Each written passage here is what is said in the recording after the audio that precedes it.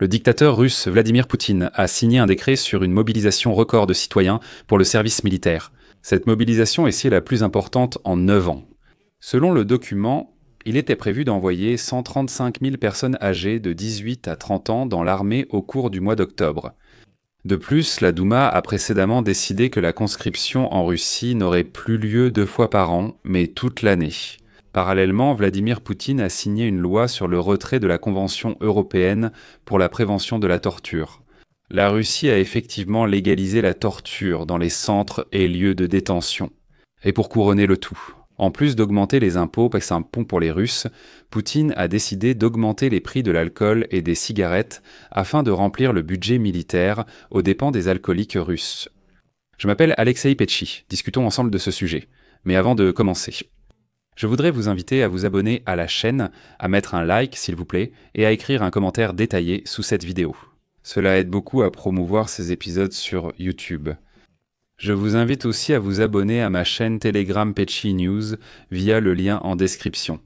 Nous y publions des actualités en temps réel dès qu'elles arrivent. Alors rejoignez-nous et abonnez-vous absolument.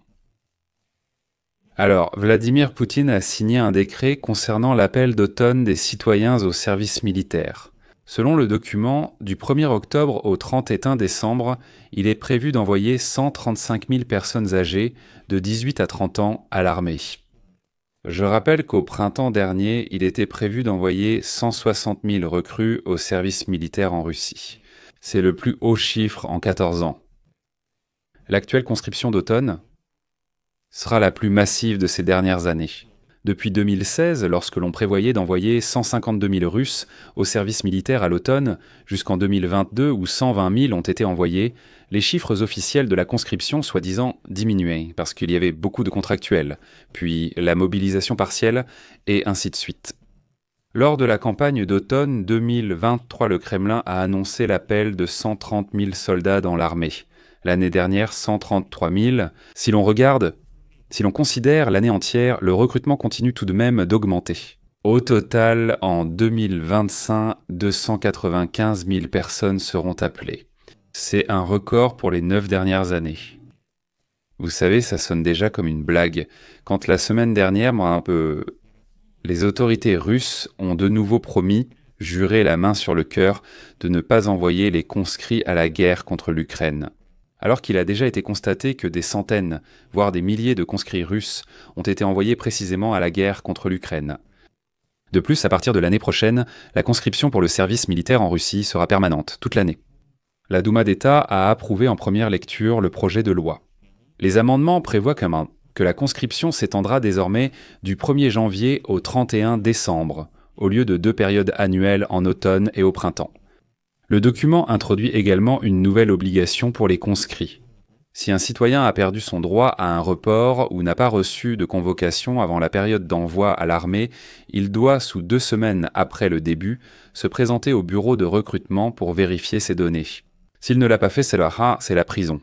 Donc si tu n'as pas reçu de convocation, rends-toi sur place.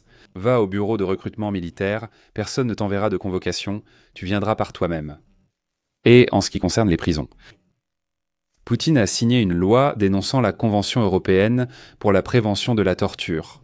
Avec la loi de dénonciation, la Russie n'est plus tenue d'autoriser les inspecteurs internationaux dans les lieux et centres de détention provisoire.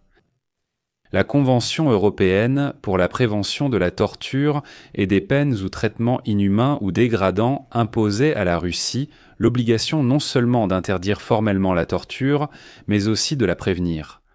Pour cela, un comité indépendant avait le droit d'inspecter les prisons russes, les centres de détention provisoire, les colonies et les établissements psychiatriques, de constater les violations et d'exiger leur élimination. Désormais, la Russie a tout simplement fermé ses prisons aux yeux du monde civilisé. Personne ne va plus rien surveiller. Qu'il y ait des tortures dans les prisons russes ou non, tout le monde s'en fiche désormais. Je vais aussi citer ce que disent les défenseurs des droits humains à ce sujet.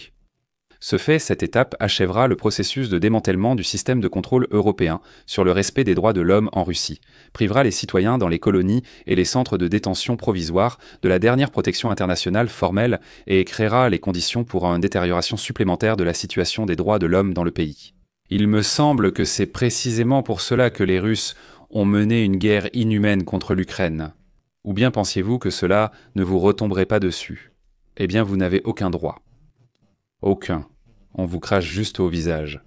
Poutine dit « Il existe une convention pour prévenir la torture. À quoi sert-elle » Dénonçons carrément ce document. Nous n'avons pas besoin de tels documents. Comment ça, il n'y aura pas de torture? Il doit y en avoir. Les Russes se taisent et disent juste « Ah, c'est sûrement ainsi qu'il faut faire ». Et enfin, sur fond de difficulté à remplir le budget militaire depuis janvier. Le gouvernement de la Fédération de Russie va augmenter brusquement non seulement les impôts, mais aussi les taxes sur l'alcool et le tabac. C'est ce qui ressort du projet de modification du code fiscal russe. En particulier, les taxes sur l'alcool augmenteront de près de 11,5%. Cela concerne l'alcool le moins cher, dont abusent les malpropres. La taxe sera encore plus élevée pour d'autres boissons alcoolisées. La taxe sur le vin ordinaire augmentera de 31%, celle sur le vin mousseux de 20%. Les taxes sur la bière, le cidre, sans l'hydromel, etc. vont aussi augmenter. En bref, il sera désormais plus cher pour les Russes, constamment ivres de se remettre d'une gueule de bois, parce que Poutine a besoin d'argent pour la guerre. Et là, les économistes m'ont remarqué un point intéressant. Les droits d'accise sur l'alcool et le tabac ont été indexés bien au-dessus de l'inflation officielle qui, selon le plan, devrait être de 6,8% à la fin de l'année. Et pour l'année prochaine, une inflation de 4% est prévue. Alors qu'en réalité l'inflation a déjà atteint 10%, c'est pourquoi les économistes disent qu'on peut réellement évaluer l'état de l'inflation pour l'année prochaine grâce aux droits d'accise. Au minimum 11,5%. L'augmentation soudaine des droits d'accise est due à un important déficit budgétaire en Russie. L'année prochaine, selon les estimations du Kremlin, il atteindra près de 4 000 milliards de roubles. Le Kremlin veut combler ce déficit uniquement par l'alcool et les cigarettes. Un déficit budgétaire de 215 milliards de roubles sur 2 ans. Pour le reste du déficit, ils le combleront en augmentant les impôts. Comme le disent ces Russes sauvages, on n'a jamais vécu dans l'opulence, alors ce n'est pas la peine de commencer. Je m'arrête ici, c'était un épisode ironique. Donnez votre avis et partagez vos conclusions en commentaire sous la vidéo. Abonnez-vous à la chaîne, activez la cloche et n'oubliez pas de mettre un like. C'est tout pour aujourd'hui, prenez soin de vous. À bientôt à tous.